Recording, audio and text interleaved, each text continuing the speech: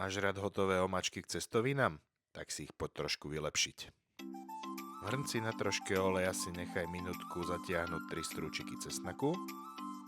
Následne k nemu pridaj pomleté mäso. 4-5 minút restuj, kým nepustí šťavu. Mäso osol a okoreň podľa chuti. Pridaj do hrnca omáčku na cestoviny, ktorú máš rád. Ak sa ti to bude zdať husté, môžeš podliať troškou vody.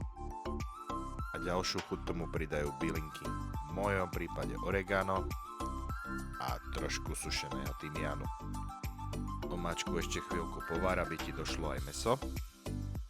Do panvice s troškou vody si pridaj uvarené cestoviny, pridaj k nim omáčku a poriadne zamiešaj a môžeš veselo servírovať.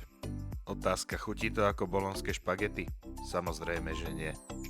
Ale máš jedlo, ktoré je rýchle, je chutné a hlavne je za 15 minút na stole. Takže dobrú chuť a vidíme sa na budúce.